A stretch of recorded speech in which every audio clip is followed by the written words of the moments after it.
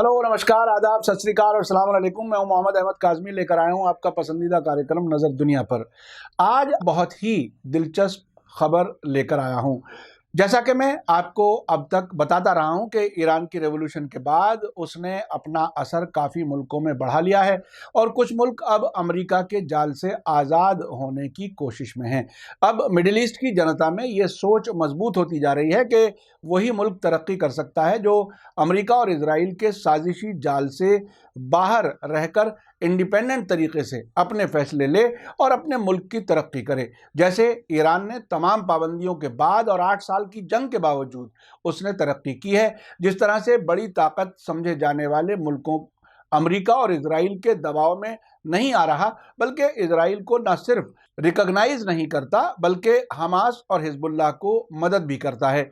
उसी की दी हुई हिम्मत है आज इराक अमेरिका से कह सकता है कि आपकी फौज को हमारी ज़मीन पर रहने की इजाज़त नहीं है, और सीरिया इतनी लंबी आतंकियों के ज़रिए की गई जंग के बाद भी अमेरिका के सामने सर झुकाने के लिए तैयार नहीं है। आज आपको ईरान के अलावा जो मुल्क दुनिया में अपने बलबूते पर खड़ा है उसकी ताकत के बारे में बताना ज़रूरी समझता हूं, और यह मुल्क है तुर्की, जिसके राष्ट्रपति रजब तैयब अर्दगान हैं। तुर्की से बड़ी ताकतें भी टकराने से कतराती हैं। तुर्की ऐसा मुल्क है जिसका कुछ हिस्सा एशिया में और कुछ हिस्सा यूरोप में है। तुर्की के पास यूरोप या एशिया की सबसे ताकतवर सेनाओं में से एक है। तुर्की के पास 4 लाख फौजियों वाली मजबूत सेना है। तुर्क सेना ने शीत युद्ध यानी कोल्ड वार के दौरान वारसा समझौते के खिलाफ एक बांध खड़ा कर दिया था। अब मैं आपको बताता हूं कि तुर्की के पास किस हद तक मजबूत फौज है। वहां की एयरफोर्स, जमीनी फौज और नेवी सभी काफी ताकतवर हैं। किसी भी मुल्क की सैनिक ताकत में वहां की वायुसेना यानी एयरफोर्स का बहुत अहम रोल होता है। तुर्की के पास काफी ताकतवर एयरफोर्स है जिसमें अमेरिका के बने 300 F-16 जंगी जहाज हैं। इसके अलावा तुर्की के पास पूर्वी भूमध्य सागरीय यानी मेडिटरेनियन समंदर के इलाके में सबसे बड़ी नौसेना यानी नेवी है, जिसमें 1 दर्जन से ज्यादा पनडुब्बियां और एक समुद्री फौजी टुकड़ी है। हालांकि तुर्की के पास अक्सर फौजी मशीनरी और हथियार बाहर के मुल्कों के बने हुए हैं, लेकिन अब वो अपनी मिलिट्री इंडस्ट्री खड़ी करने की कोशिश कर रहा है। तुर्की टैंक, रॉकेट और मिसाइल बना रहा है।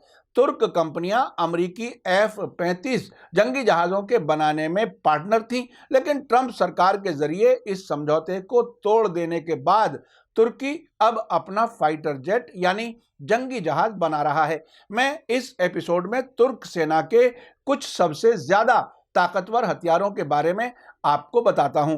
तुर्की दुनिया में बहुत ही कामयाब SOM क्रूज मिसाइल बनाता है।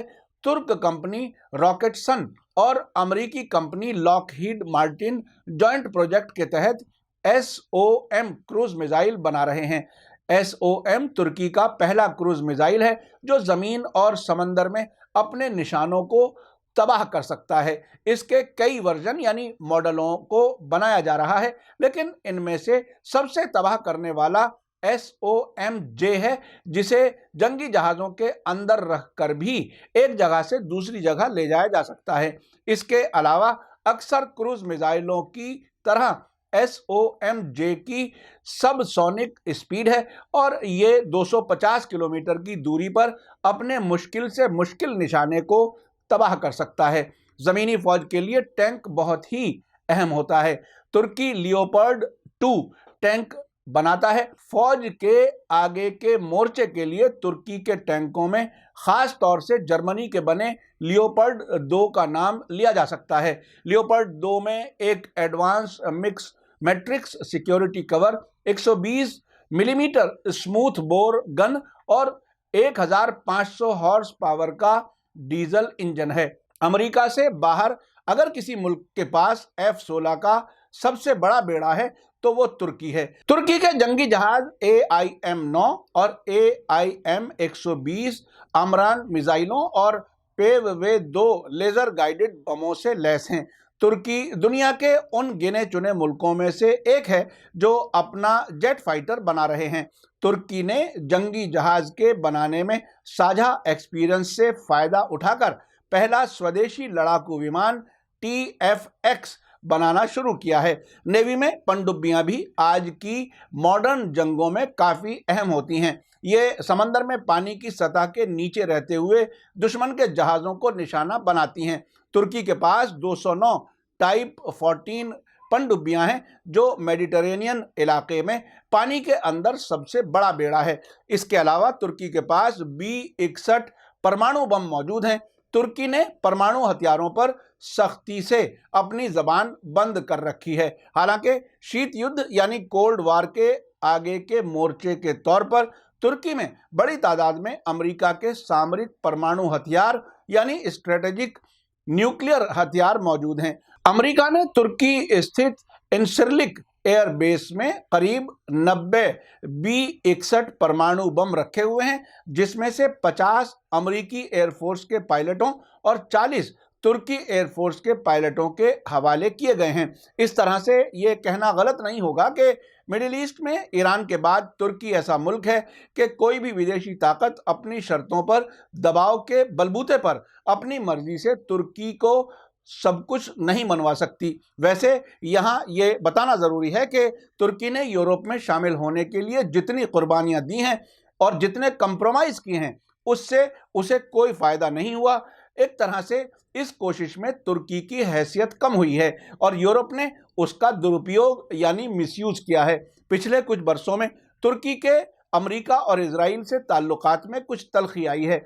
हाल ही में मीडिया स्टार वर्ल्ड को खास इंटरव्यू के दौरान वरिष्ठ पत्रकार सईद नकवी ने बताया था कि बोस्निया हर्जेगोविना ने जिस तरह से क्रोएशिया के मुसलमानों को 1992 से 1995 के दौरान कुचला था, तो उसके बाद तुर्की में यूरोप में शामिल होने की ख्वाहिश काफ़ी हद तक कम हो गई थी। इसके बाद 2003 में तुर्की ने जब अमेरिकी फ़ौजों को इराक जाने के लिए अपने मुल्क से रास्ता देने से इनकार कर दिया तो उससे और हालात ख़राब हुए।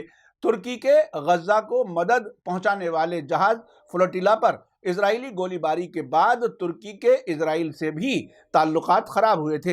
हाल ही में तुर्की और अमेरिका के बीच कुछ मामलात में लगता है कि तालमेल है, जैसा कि सीरिया के नॉर्थ के इलाके में अमेरिकी फ़ौजों का हटाना और उसके बाद तुर्की का वहां हमला करना। इस वाक़े से लगता है कि कुछ हद तक तालमेल है, लेकिन जिस तरह से ट्रंप ने तुर्की की इकोनॉमी को तबाह करने की धमकी दी थी, उससे लगता है कि तुर्की अमेरिका के साथ तय अपनी हद से कुछ आगे बढ़ा है। अब तुर्की के ईरान से भी ताल्लुकात काफ़ी अच्छे हैं और पिछले दिनों यानी तुर्की के सीरिया पर हमले से पहले रूस, तुर्की और ईरान के राष्ट्रपति सोची शहर में मिले थे। इस तरह से तुर्की के राष्ट्रपति ने अपने हैसियत ऐसी बना ली है जिसमें कोई तुर्की को धमकी में नहीं ले सकता। तुर्की की फौजी ताकत ऐसी है कि उसे नज़रअंदाज नहीं किया जा सकता। सियासी तौर पर अगर फैसले सही होते रहें तो कोई भी मुल्क अपनी अहमियत बना सकता है। अब तुर्की इस हैसियत में है कि वो काफ़ी हद तक अपने फैसले खुद कर सकता है। अलबत्ता अमेरिका के न्यूक्लियर बम और फौजी अड्डा वहाँ होना कोई अच्छी बात नहीं है। देखना यह है कि तुर्की आने वाले वर्षों में खुद को कितना मजबूत और फैसलों में आज़ाद कर लेता है। चलते चलते आपसे रिक्वेस्ट है कि अगर आप YouTube पर देख रहे हैं तो सब्सक्राइब कर लें और साथ में घंटी दबाना ना भूलें, और अगर फेसबुक पर देख रहे हैं तो हमारा पेज फॉलो कर लें और लाइक करना ना भूलें ताकि आपको आने वाले एपिसोड्स की इत्तला मिल सके।